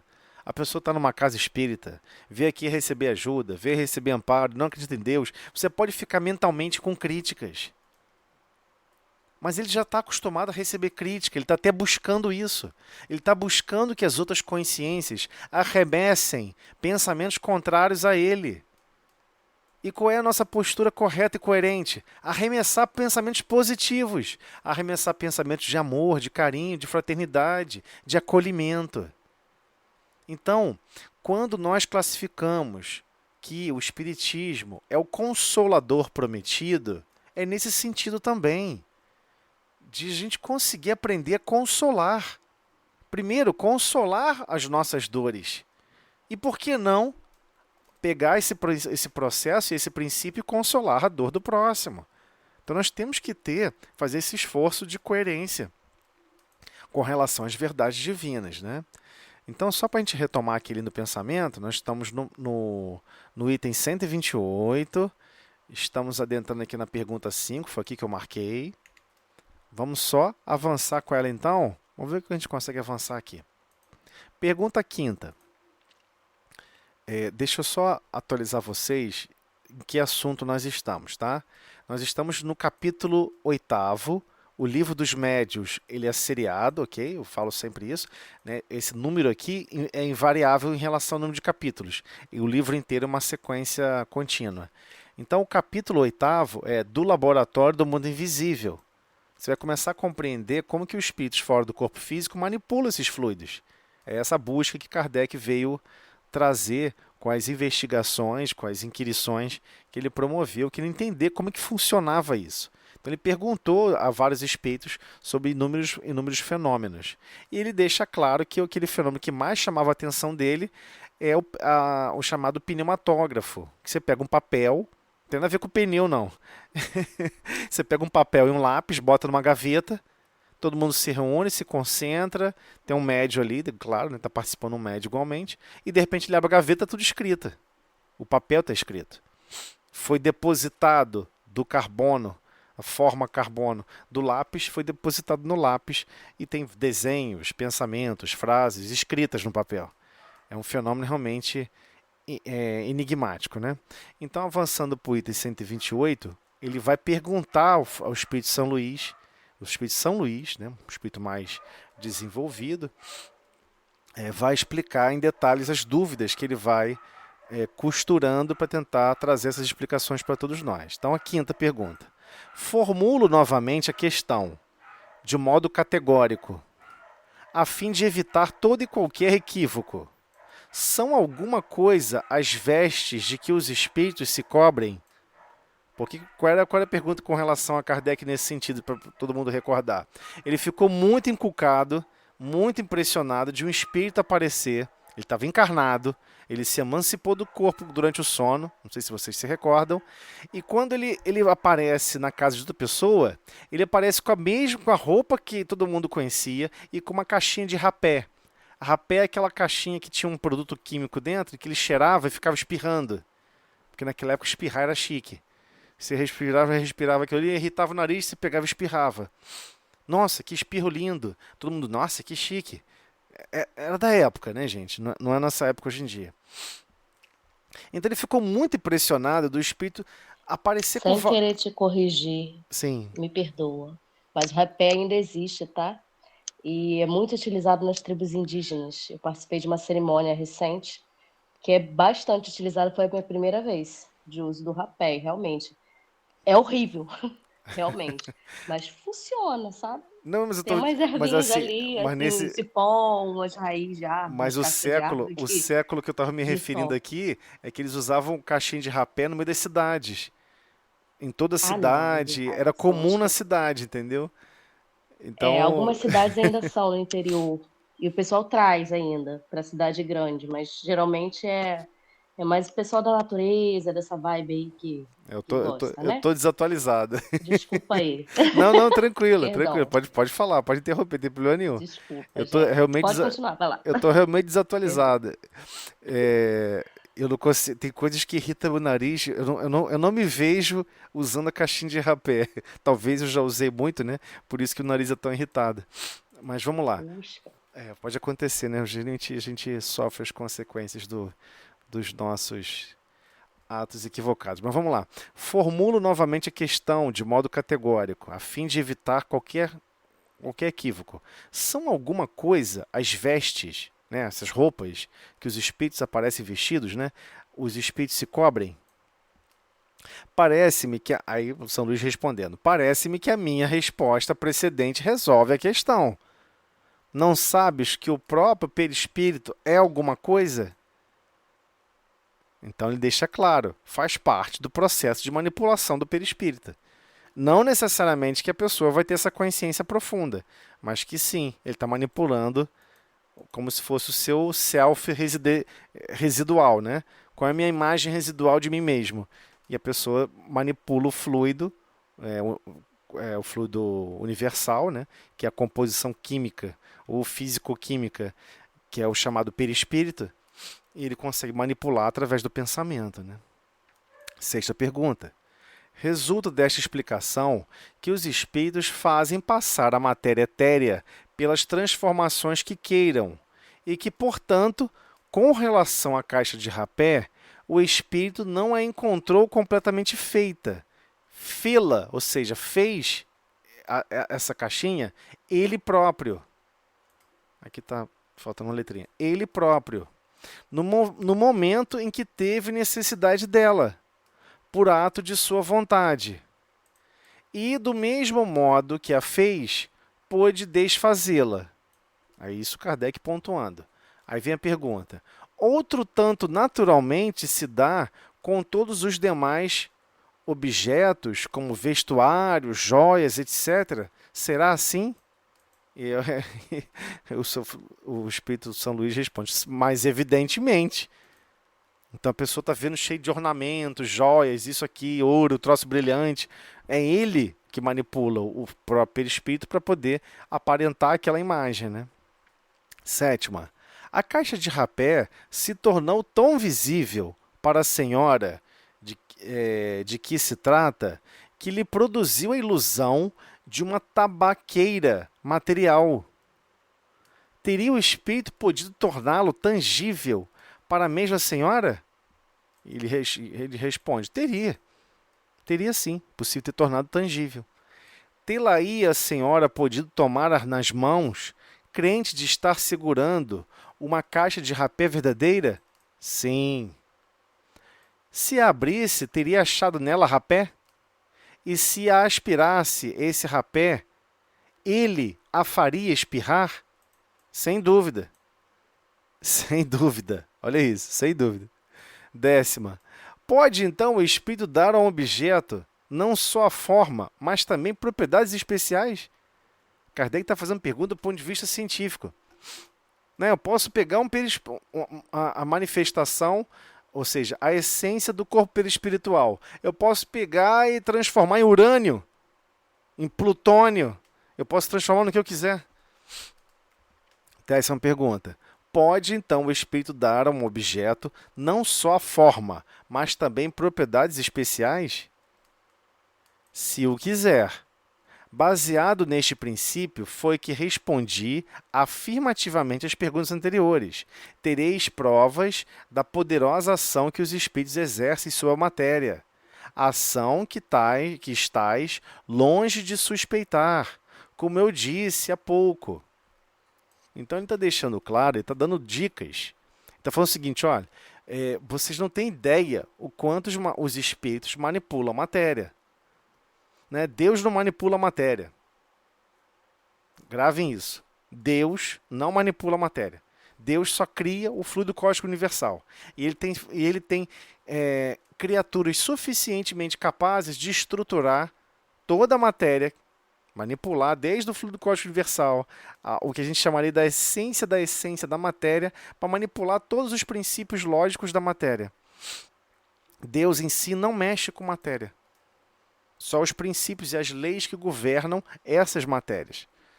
Então, quando outros espíritos estão manipulando, criando princípios minerais, criando princípios vegetais, criando diversos princípios da natureza, foi um projeto de diversas almas. Não foi uma ou duas que participaram. Então é óbvio que diversas dessas funcionalidades estão sendo suportadas por outras criaturas. Existem princípios inteligentes. Nossa, nós estamos estudando alguma coisa das ciências naturais. Nossa, olha como esse vegetal cresce e acontece isso. Aquele princípio biológico, a clorofila, a fotossíntese, tudo que a gente fica fascinado, alguém projetou a fotossíntese. Alguém desenvolveu a fotossíntese e estruturou ela no planeta. Lógico que todo projeto daqui do planeta Terra é o projeto do Cristo. Todos nós estamos vivendo no projeto da consciência do Cristo. Ele projetou cada detalhe. É lógico que ele não fez tudo sozinho, né? Ele sabe que o princípio de funcionamento de qualquer manifestação divina é através de cooperação. Então ele chamou diversos cooperadores. Então, tem um filme muito belo que fala um pouco sobre isso, chamado Matrix. Só que aquele Matrix foi todo cheio de fantasia, mas tem uma hora que ele fala, ele vê uma criancinha, que ela cria, ela programou um pombo para fazer isso, para fazer aquilo. Mais ou menos esses espíritos interagem continuamente com a matéria. Vocês acham que as placas tectônicas do planeta, que promove tanto terremoto, estão se movimentando a bel prazer? Vocês acham realmente que o equilíbrio térmico do planeta é automático? Ou seja, vocês já escutaram que tem diversas pessoas falando que o planeta aumentou a temperatura. Quando você vai observar o aumento, foi de 1,4 graus Celsius. De 1800 para cá. 1,4 graus Celsius? Tá brincando, né? Nossa, tem alguém controlando o tempo. Tem alguém controlando a temperatura. Como é que pode ficar tão perfeita? Pega uma sala e tenta manter ela mais ou menos 1 grau Celsius. Tenta montar um laboratório de química, um laboratório especializado, um laboratório de metrologia, uma coisa que requer mais ou menos 1 grau Celsius. Você vai ver o desespero que vai ser. Você botar um cubículo de 3x3x3, mais ou menos 1 grau Celsius. Ar-condicionado convencional não vai conseguir alcançar esses recursos. Como é que você controla o planeta inteiro? E ele fica só 1,4 acima. Não é nada. Talvez a medição é que esteja errada, devido à grandeza que é o planeta. Então você fica pensando, é óbvio que tem alguém controlando a temperatura do planeta. É óbvio que tem alguém controlando o campo magnético do planeta. Não está largado, não é automático. Mas nos foi ensinado e passado na nossa cabeça que é tudo automático. Ele está falando aqui, ó, manipula de tal maneira e dá propriedades e manipula a matéria. Então tem diversas situações do planeta que são controladas por inúmeros trabalhadores. Inúmeros, fora do corpo físico. Não está nada largado, não. Todos estão estagiando e trabalhando em infinitas possibilidades. Esse parágrafo é tão belo por isso. Não sou eu que estou falando, não. Quem está falando é o Espírito São Luís. Tá ok? Tereis prova da poderosa ação que os Espíritos exercem sobre a matéria. Ação que estás longe de suspeitar. Ação que estás longe de suspeitar. Aí todo mundo fica achando que Espírito só pega, né? Espírito brincalhão, zombeteiro, espíritos que de vez em quando aparece, faz graça, e acha que a grande massa que está o tempo todo trabalhando em nome do Pai não está fazendo nada de útil, não. Ele pega esses recursos e fica lá do outro lado sem fazer nada. Se não está aparecendo para a gente, não está fazendo nada. Nós temos essa impressão, né? Mas não está aparecendo em fenômenos registráveis, então não está fazendo nada. Está continuamente amparando, medicando, cuidando, amparando, exercendo N atividades para o mundo mineral, para o mundo vegetal e para o ambiente hominal, para todos os setores da criação divina, sem parar, ininterruptamente. 11ª. Suponhamos, então, que quisesse fazer uma substância venenosa, que também, né? Você fica imaginando, vou fazer plutônio e vamos botar esse negócio para causar um caos. Né? Você pensa logo que a pessoa tem essa possibilidade. Se uma pessoa a ingerisse, ficaria envenenada? Teria podido, mas não faria, por não lhe ser isso permitido. Ou seja, da mesma maneira que existem leis naturais que controlam temperatura, que controla a estabilidade físico-química do planeta, que controla campos magnéticos, energias fracas de curta distância, de longa distância, as grandes e complexas estruturas que estão espalhadas pelo globo, tudo isso é controlado, não está largado à la vontade. Tudo isso está gastando energia. E para ficar nesse formato, nessa estabilidade, nessa harmonia, depende de um conjunto harmônico da participação de muitos. Isso não é largada. Então é claro que ele poderia promover para o mal, mas ele não faria porque não é permitido. Você não tem essa liberdade. Da mesma maneira que você não tem liberdade nenhuma de sair agora e ir para Júpiter. Pera aí, vou agora para Júpiter. Não vai. Pera aí, vou desligar a lei da gravidade, Não vai. Não vai. Você não tem essa liberdade. Como várias outras você não tem. Você não pode chegar numa praia e falar assim, eu vou desviar os raios solares porque eu não quero me queimar com o sol. Você não pode fazer isso. Você vai ser bombardeada com fótons, não tem escolha. Né? E com várias outras radiações, vários comprimentos de onda diferentes. 12ª, só para a gente fechar aqui agora. A 13ª deixo para a próxima, que é um pouco mais logo, mas vamos até a 12ª então. Poderá fazer uma substância salutar, ou seja, que seja saudável e própria para curar uma enfermidade? E já se terá apresentado algum caso desses? Já, muitas vezes. Muitas vezes. Só que eles não ficam alardeando. Olha aqui, gente! Vamos botar na televisão, botar não sei o que, botar na emissora, botar na internet que um espírito conseguiu manipular e curar fulano de tal. Quantas pessoas às vezes estão com dor de cabeça, estão com isso, estão com aquilo outro, aí vão dormir e acordam bem. Nossa, não sei como, mas acordei bem, graças a Deus. Aí você só agradece a Deus. Chega a ser irônico, né? Você não agradece a todos os colaboradores e trabalhadores do Pai. Você só agradece a Deus. Eles não existem. É essa a nossa visão ainda de mundo.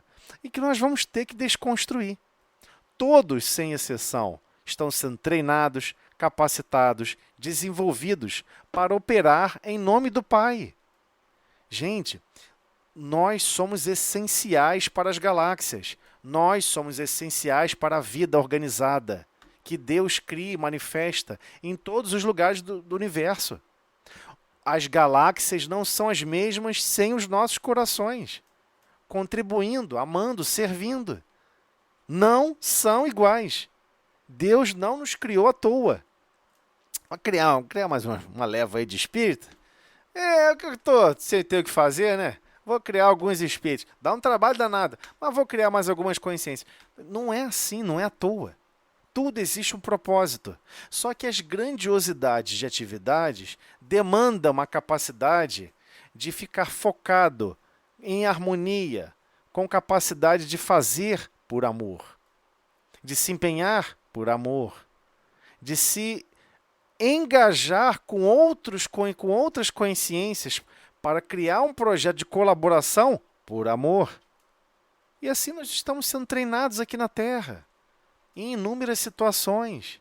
Ah, eu não gosto de trabalhar em equipe. Ah, eu não gosto de trabalhar com pessoas diferentes de mim mesmo, ou de fulano, ou de Beltrano, ou de Ciclano. Só gosto de trabalhar com Beltrano e Ciclano. Olha, você está trabalhando com essas pessoas para deslanchar a sua consciência a trabalhar com qualquer pessoa, a trabalhar com qualquer outro tipo de consciência, porque esse é o destino. É lógico que todos lá vão estar amando mais, vão estar já executando as ferramentas do amor com total facilidade, benevolência para com todos, indulgência, ou seja, tolerância e compreensão para com as imperfeições alheias e perdão das ofensas. Continuamente. Isso virou um padrão. Os espíritos já alcançaram aquele nível de o que se torna o espírito na sua última encarnação aqui no planeta Terra. Um espírito bem-aventurado. Você já vive as bem-aventuranças. Então é óbvio que vão surgir outros aprendizados, outros desafios. E nós temos que ficar felizes com isso. E entender a alegria de poder servir, de produzir um bem, de estar colaborando com todas as solicitações divinas que nos são colocados para atuar. Então nós temos que entender isso. Estamos sendo desenvolvidos, estamos sendo cultivados. Nossos corações estão sendo cultivados. Nossa consciência está sendo cultivada para amar e servir. Esse é o princípio básico. Vocês precisam aprender a amar e servir. Quando estão com mais facilidade em amar e servir, virão outros projetos, com outras colaborações, através de outros intentos. Senão a gente vai ficar achando que tudo funciona aqui só porque Deus quer. Deus também funciona através de cooperação. Ele não precisa botar a mão em nada. Ele não tem mão, né? Ele com certeza usa o princípio de cooperação, como todas as manifestações divinas funcionam através de cooperação.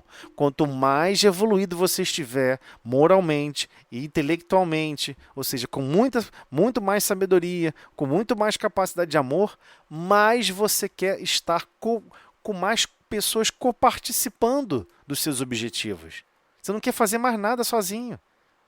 Não, eu consigo fazer tudo sozinho, não preciso de ninguém. Isso não é evolução, é o contrário.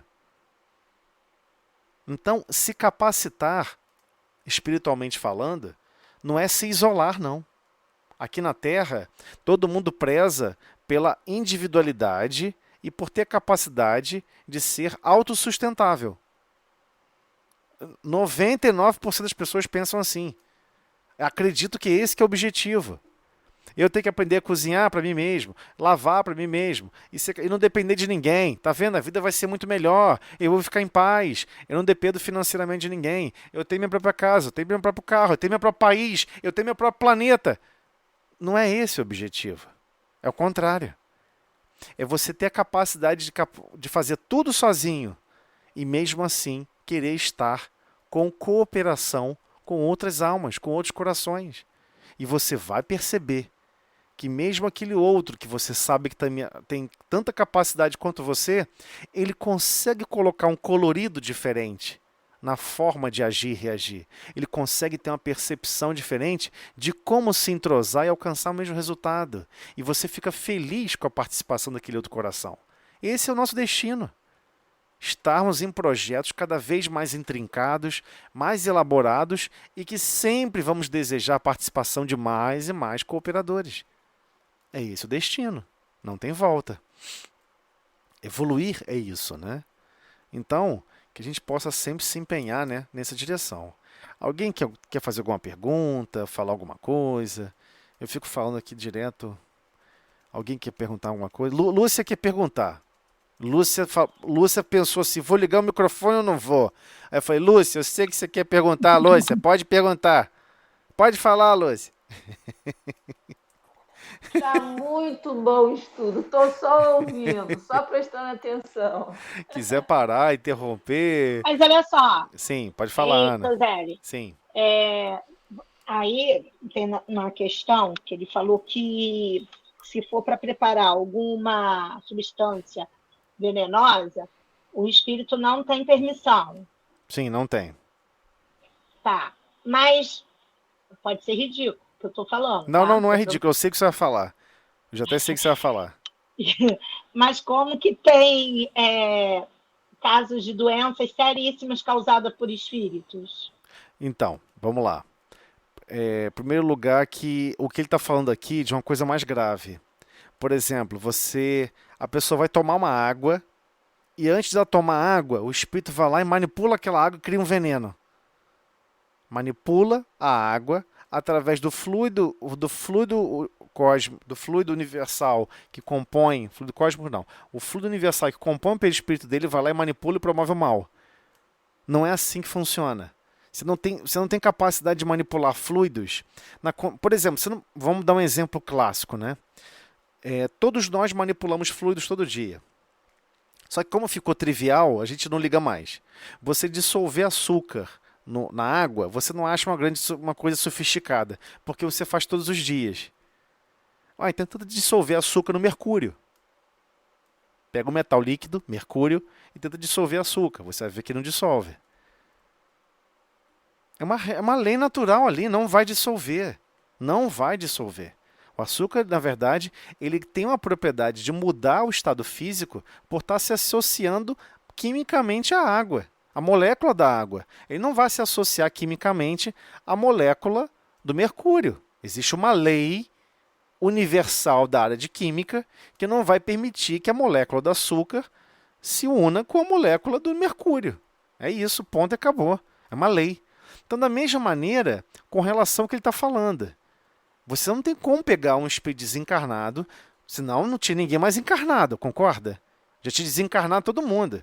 É o que eu sempre falo para todo mundo. Se você acredita que o espírito desencarnado consegue manipular a matéria e fazer mal às pessoas, não teria ninguém na Terra encarnada. Porque ele ia na jugular da pessoa e travava a veia, pronto, a pessoa desmaiava, caía e morria. Desencarnou, acabou.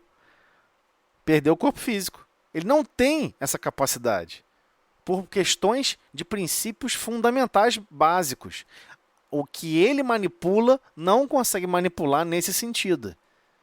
Por incrível que pareça, tem sentido para manipular. Né? Igual campo magnético. Você não consegue criar um campo magnético atrativo e repulsivo ao mesmo tempo. Eu vou fazer um eletroímã.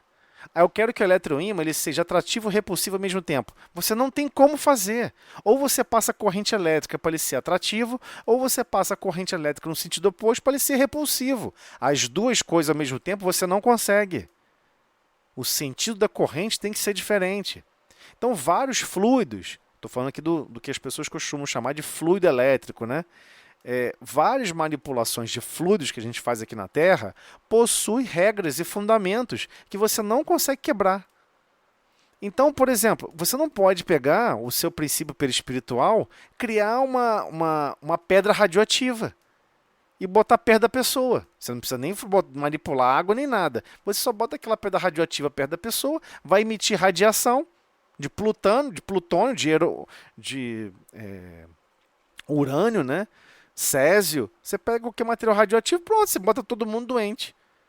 Destrói o corpo físico de todo mundo. Dependendo do nível de radiação, essa pessoa não dura nem uma semana. Todo mundo sabe que contaminação com radiação, o seu organismo absorve, né? E gruda ali na tireoide e acabou. Ou você tomou iodo um pouquinho para poder resguardar um pouco a tireoide, ou você não tomou, já era. Não vai conseguir. Né? Não vai. E é só para retardar o efeito, né? Então, o que acontece? Você não tem como fazer isso. Essas manipulações não são naturalmente cabíveis para o princípio que você tem que manipular, que são funcionais com essa manipulação de fluidos. Ah, mas não tem espíritos que promove o mal do outro, que faz que faz trabalhos contra o próximo, que faz uma série. Ali é diferente. Ali você está pagando a pessoa que é viciada, que está viciada fora do corpo físico, que possui problemas gravíssimos com álcool, que possui problemas gravíssimos com N fatores, e você pede para esse ser manipular fluidos para induzir problemas naquela consciência. Mas induzir usando outros espíritos que estão buscando se vingar do outro. Não é assim, não. Ele não tem essa capacidade de pegar e manipular fluidos e fazer acontecer. Senão não tinha mais ninguém na Terra encarnada. Acabava o projeto de reencarnatório, acabava o projeto de vida orgânica. Não existiria mais vida orgânica. Então o que ele está deixando claro é, existem leis que não permitem isso. Agora, olha tudo que está organizado, olha tudo que está estabelecido, olha pessoas que vêm destruindo o seu corpo físico absurdamente com N princípios, e a pessoa continua encarnada. Você fica, caramba, eu conheço pessoas que tomou a mesma quantidade de remédio que essa pessoa, ou que tomou a mesma quantidade de droga, ou a mesma quantidade de bebida, e a pessoa desencarnou, e aquela pessoa não desencarnou. Mas você não consegue perceber que houve uma intervenção divina, trabalhadores dos princípios da vida foram lá e manipularam e falaram, ele tem ou ela tem que ficar no corpo físico, até tal idade, vai ser importante.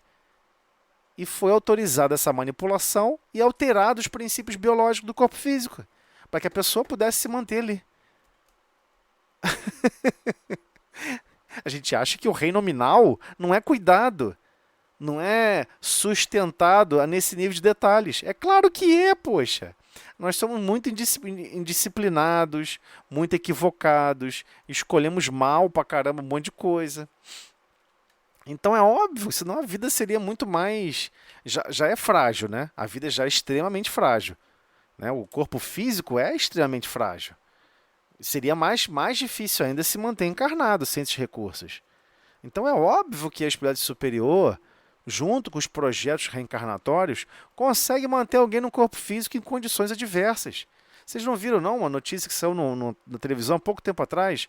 Uma pessoa saiu de barco, ficou perdida no alto mar. 40 e poucos dias depois, sem água, sem comida, voltou, estava vivo.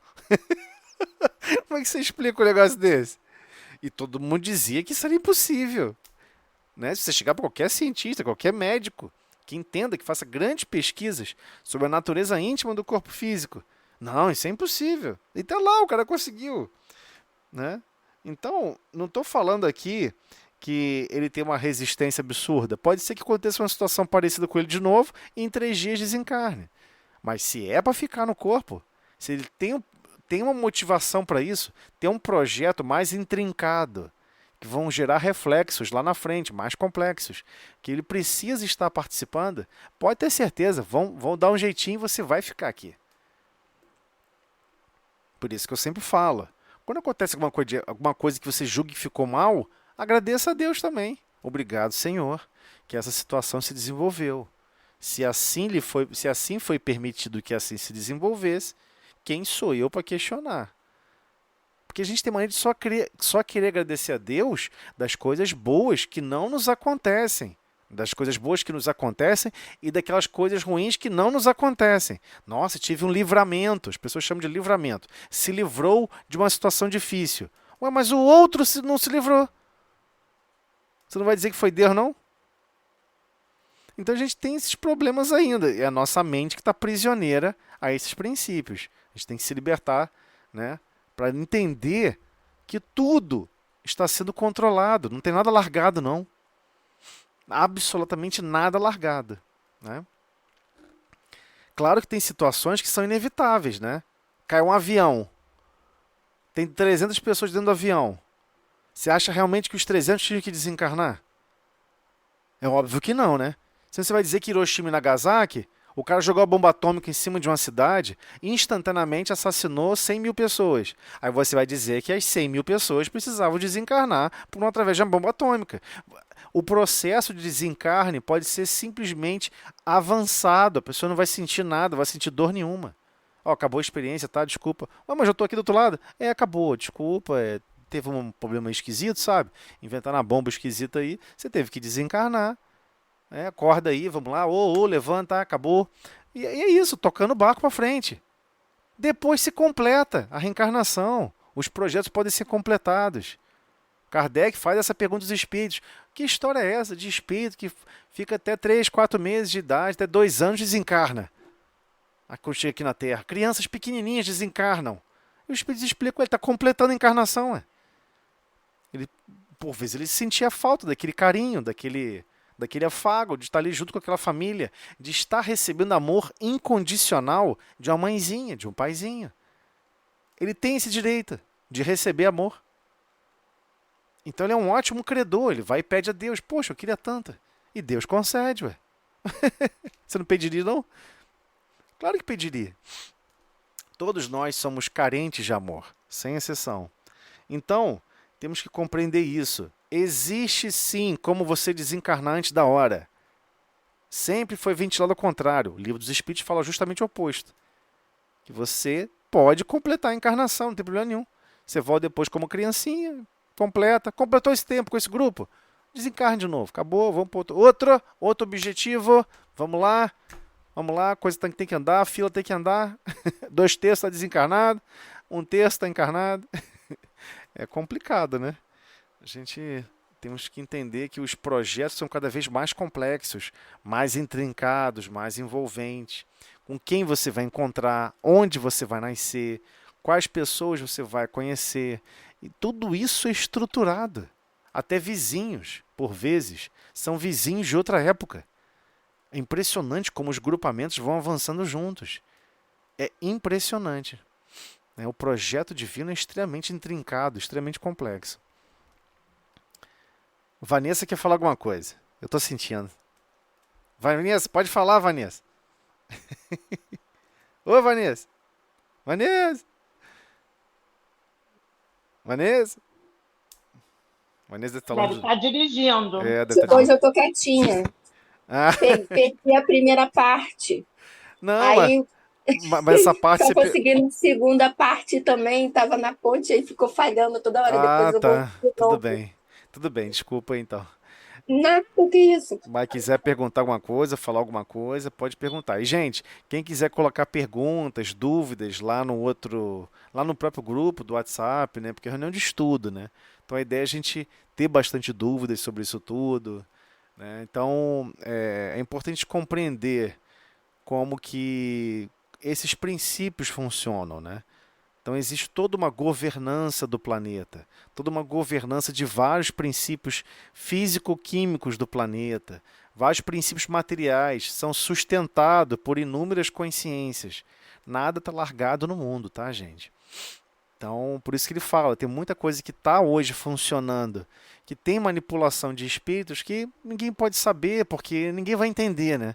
Vai querer até fazer guerra contra esses espíritos. Eu não quero que faça isso. Esse planeta é meu. Epa, esse território que eu cerquei aqui é meu.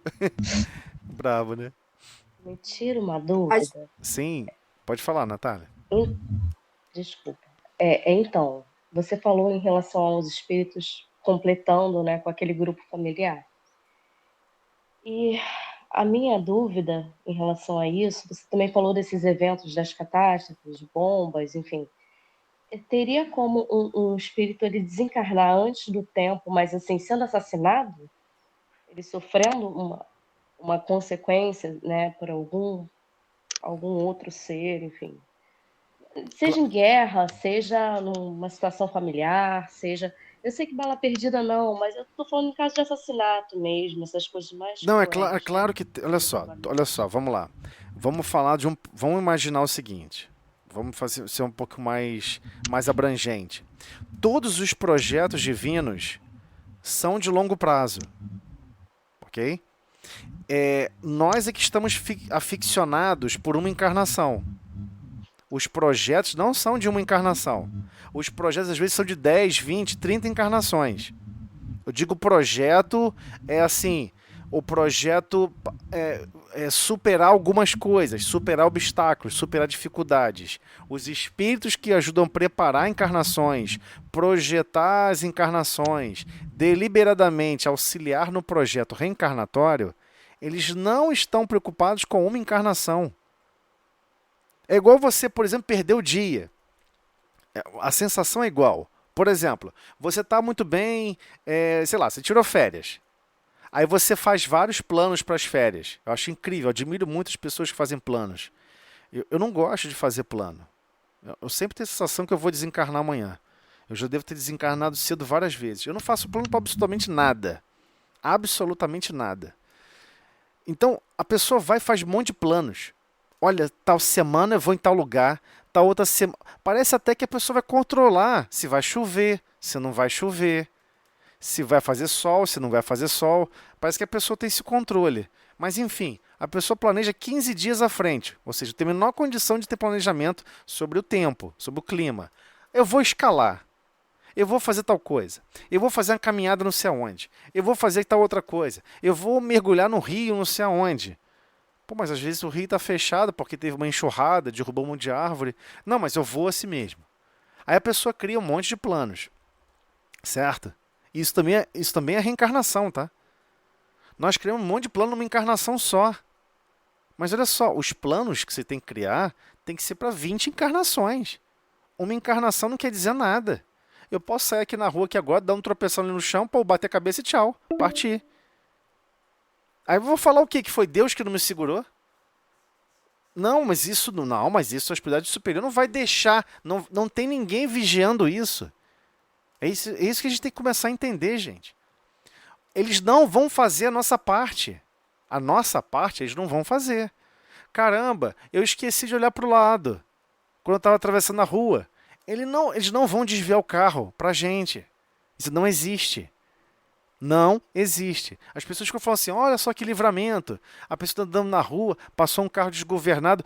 Essa pessoa que estava desgovernada dentro do carro, ela que desviou. Se tivesse sido em linha reta, teria sido arregaçado e arrebentar a pessoa toda. Não existe essa proteção como a gente imagina. Não é nesse sentido que existe de proteção. Não é nesse sentido. Como ele falou aqui, foi uma questão de manipulação para promover um remédio. Né? A pessoa está com mal-estar, aí existe toda aquela proteção, todo aquele amparo.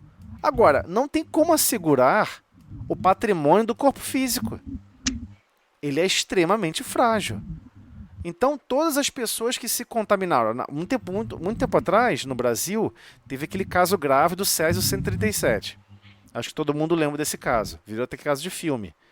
Um hospital, não sei como, descarregou a fonte do raio-x do hospital na lixeira. E alguém achou aquela caixa com uma lupa, alguém manipulando o lixo, achou aquela caixa. Nossa, que coisa incrível, olha que luz linda que está ali dentro. A pessoa ficou olhando lá dentro para saber o que era. Mas ela não sabia que aquela cor esverdeada, aquela cor brilhosa, era radiação. E que aquela radiação é uma radiação ionizante. Está arrancando elétrons do seu corpo físico. Você viu algo espiritual superior sair poupando a vida de todo mundo? Não, eu não vou deixar ninguém sofrer influências do Césio 137, já que foi uma situação adversa, né? Não, todos desencarnaram. Todos, sem exceção. Não tem volta, gente. Você se contaminou com o Césio 137, numa certa quantidade, não tem volta, você vai desencarnar. Foi uma situação atípica? Foi uma situação de acidental? Puxa, a vida não era bomba, não era nada. Pô, a pessoa não precisava passar por isso, que absurdo. A vida é extremamente sensível. Ah, mas eu queria que Deus tivesse me protegido. Eu queria que a espiritualidade superior tivesse me curado para não ter que desencarnar com esse 137. A maioria pensa isso. Mas vai desencarnar. E a espiritualidade superior não se importa com uma encarnação. Quem se importa somos nós. É igual, por exemplo, por que eu falei das férias? Imagina que você foi viajar. Aí você chegou num lugar que você tinha que ficar numa região, que você queria correr pelo campo, verdejante. Aí você vê que está chuvoso. Aí você olha na previsão do tempo, vão ficar só 2 dias chuvosos. Você não se importa em perder 2 dias esperando. Você quer depois voltar para o campo verdejante. Você se importa de perder 2 dias?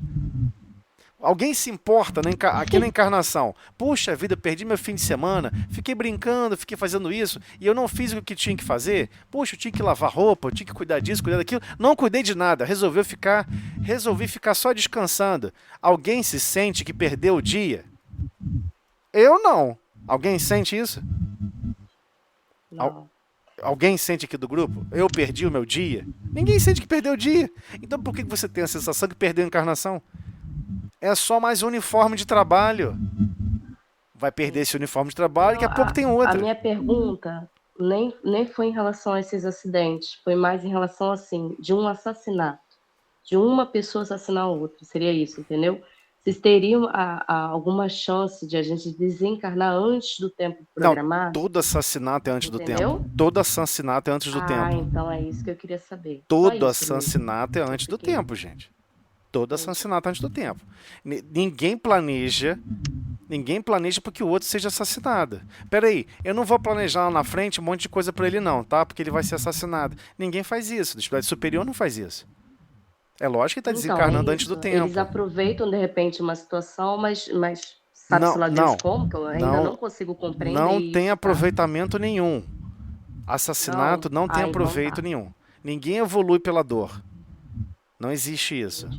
Não, a pessoa precisava passar por um assassinato para ela evoluir, ela entender que está errado. Não é assim que se aprende que está isso daí errado. eu não entendo. Não vou entender Entendeu? isso nunca. Mas isso não existe. Isso foi um invencionismo Que bom. até no meio espírita foi inventado isso. Que existe lei de causa e efeito. Isso é karma. Isso é lei indiana. Eu já cansei de falar isso. Não existe isso no meio espírita. Isso foi inventado. Entendi. Tá ok? Isso foi uma invencionice doida que inventaram. Você pode pesquisar. Uma vez eu pesquisei, abri aqui o PDF, botei aqui, ó, Lei de Causa e Efeito, Livro dos Espíritos. Zero, não acha nada. Lei de Causa e Efeito, Evangelho do Espiritismo. Você não acha nada. O que existe é... No caso de... Você vai viver depois com o seu próprio temperamento. Você vai viver com a sua consciência desajustada. Não vai vir ninguém para depois te assassinar, não existe isso.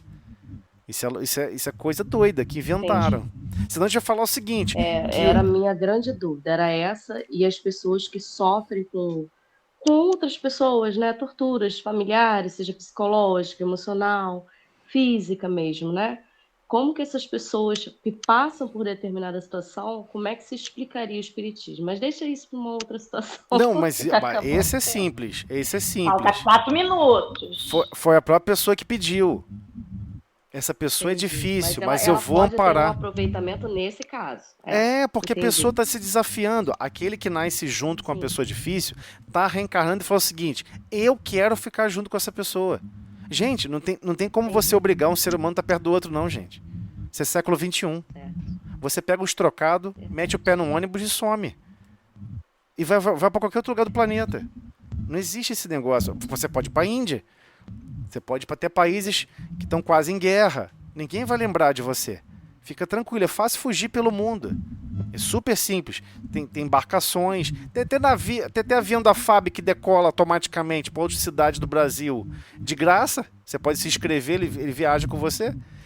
Você pode pedir para listar e sair em outra cidade e passa a viver lá. Ninguém vai saber que você foi para lá. A questão não é essa. A questão é que às vezes a pessoa pede para reencarnar com aquela pessoa, com aquele grupo. Eu preciso. Eu sei que são pessoas difíceis. Eu sei que a convivência vai ser difícil. Mas eu vou conseguir. Eu vou conseguir doar meu coração para esse grupo. É a pessoa que pede. Entendeu? Então, o projeto reencarnatório é mais complexo do que a gente imagina. Mas a gente se fixou nessa psicose de se apaixonar pelo uniforme de trabalho. Nós somos apaixonados pelo nosso próprio uniforme de trabalho, que é o corpo físico, e achamos que ele é a parte mais importante. Meu Deus, mas é só o uniforme. Ele foi feito para ser desconstruído. Ele foi feito para ser consumido. E para você prosseguir marchando. A questão é, estamos acompanhando e montando os projetos de 20 encarnações? Estamos com um projeto de 10 mil anos? Então temos que começar a focar nesses projetos de longuíssimo prazo, né? E aí a vida passa a ganhar outro sentido, né? Com um sentido completamente mais amplo, mais divino. Onde vai passar a buscar conciliar o nosso ego, ou seja, o Joana de Ângeles chama aqui a nossa consciência atual, né? Como nós estamos revestindo e agindo no corpo físico, com o nosso eu interior mais profundo, como nós, que ela chama de self, né? O espírito imortal que está buscando marchar no progresso evolutivo, né? Marchando para amar e servir cada vez melhor. Bem, vou fazer a prece para a gente encerrar então. Faltam 2 minutinhos, né? Para fechar a próxima. Vamos lá. Senhor Jesus, Mestre de amor e infinita misericórdia, obrigado, Senhor, pelo seu infinito amor, por todo amparo, por toda ajuda, pela sua infinita assistência a toda a humanidade, o qual não percebemos, dos seus infinitos trabalhadores, a suportar todas as manifestações da vida, a todas as manifestações do reino mineral, reino vegetal, do reino nominal, do mundo espiritual. Obrigado, Mestre, por todos estes cuidados e tenha paciência conosco, Senhor. Estamos nos treinando e nos capacitando para desenvolver cada vez mais o amor, a capacidade de trabalharmos cada vez melhor em grupo, hoje e sempre. Obrigado, Senhor, por toda a misericórdia por todos nós, aguardando pacientemente a nossa evolução para integrarmos os trabalhadores do Pai, que uníssonos estaremos desenvolvendo as tarefas e todos os princípios necessários de harmonia que Deus aguarda de todos nós. Obrigado, Mestre, por tudo. Que assim seja, graças a Deus.